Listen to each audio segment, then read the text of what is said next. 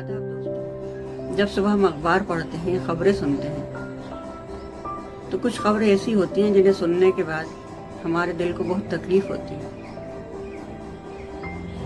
दिल रोता है उन मासूम बेटियों के लिए जो मजहब और सियासत के नाम पर कुर्बान की जा रही हैं। आए दिन किसी न किसी बेटी की इज्जत के साथ खेला जा रहा है, फिर जुल्म और सितम की इंतहा उन्हें जिंदा जला दिया जाता है। आखिर ये कब तक चलेगा? आइए सुनते हैं मेरा अफसाना लाडली।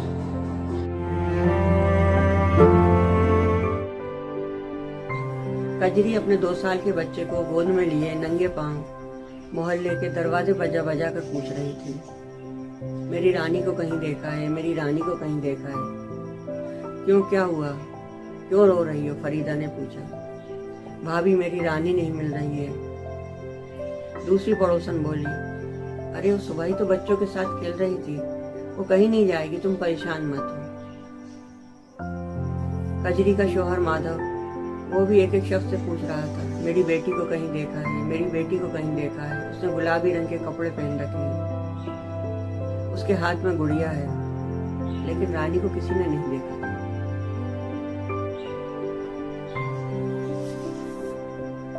रानी कजरी और माधव की 5 साल की बेटी थी। माधव शहर में नौकरी करता था, उसकी बीवी बच्चे गांव में रहते थे।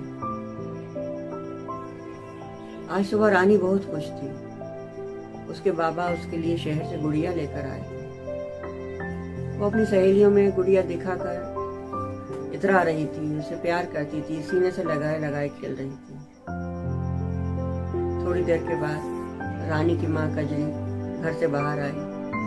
रानी, आ जाओ बेटा, बहुत देर हो गई, खाना खा लो। आ रही हूँ मम्मी, थोड़ी देर और। कजरी वापस अपने कामों में लग गई। काफी देर के बाद फिर वो बाहर आई। रानी रानी रानी उसे कहीं दिखाई नहीं दी। उसने बच्चों से पूछा, रानी कहाँ है? एक बच्चा बोला, अरे वो दुकान की तरफ गई है। रानी दौड़ते हुए दुकान पर पहुंची, लेकिन वहां रानी नहीं मिली। सारे लोग यही सोच रहे थे कि बच्ची के साथ क्या हुआ, बच्ची कहाँ है। सब परेशान थे। इसी तरह ढूंढते ढूंढते शाम हो गई। फिर सब इकट्ठा होकर थाने पहुंचे रानी की गुमशुदगी की रिपोर्ट लिखवाने। साहब, मेरी बेटी नहीं मिल रही है, माधव ने इंस्पेक्टर से कहा। कब से नहीं मिल रही है? इंस्पेक्टर ने पूछा। साहब, सुबह से नहीं मिल रही है, घर के सामने खेल रही थी। अच्छा, क्या उम्र है उसकी? उसने क्या पहन रखा है? इंस्पेक्टर ने पूछा। साहब, उसने गुलाबी रंग की फ्रॉक पहन रखी है, 5 साल की है। इतने में रानी की माँ कजरी हाथ जोड़कर रोते हुए बोली, इंस्पेक्टर साहब, मेरी बेटी को ढूंढ दीजिए, उसने सुबह से कुछ नहीं खाया, वो भूखी है। अच्छा अच्छा, हमने रिपोर्ट लिख ली है, अब तुम लोग जाओ, हम कार्यवाही करेंगे, इंस्पेक्टर ने कहा। वो घर आ गए। कजरी का रो रो का बुरा हाल था। उसकी पड़ोसन उसके लिए खाना लेके आई थी। भाभी, कुछ खा लो, तुमने सुबह से कुछ नहीं खाया। नहीं नहीं, मुझे भूख नहीं है, तुम तो कहीं से भी मेरी बेटी को लाकर दे दो। हे भगवान, मेरी रानी कहाँ गई? मेरी रानी, मेरी बच्ची। हजारों कतार रो रही थी।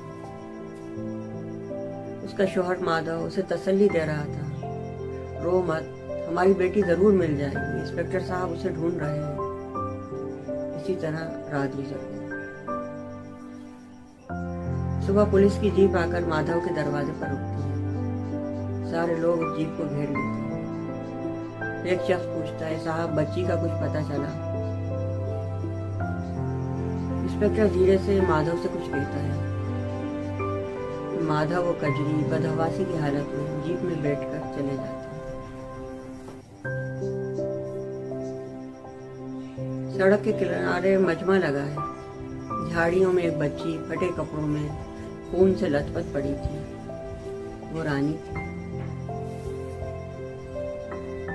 उसके साथ वैशियाना सुलूक हुआ था और उसे मार दिया गया था। माधव जमीन पे बैठे रो रहा था।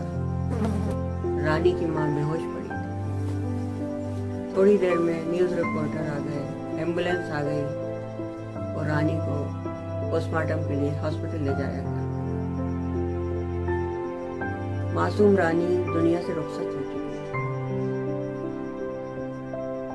उसका सिर्फ यही कसूर था कि वो बेटी बन के पैदा हुई।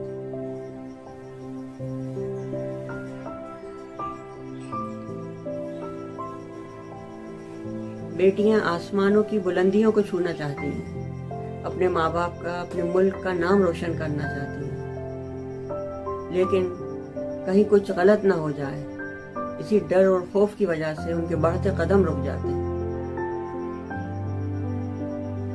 घर हो या बाहर, वो कहीं भी महफूज नहीं है। उन्हें नहीं चाहिए बड़े बड़े वादे, इनाम इकराम। वो सिर्फ खुली फिजा में बेखौफ जीना चाहती है। अगर हम सब ये चाहते हैं कि फिर किसी बेटी के साथ ऐसा ना हो, तो उन वेश्यों को जिनके दिलों में न डर है न रहम है, उनको ऐसी इबरतनाक सजा मिलनी चाहिए कि आगे कोई ये करने की हिम्मत न कर सके। लाडली।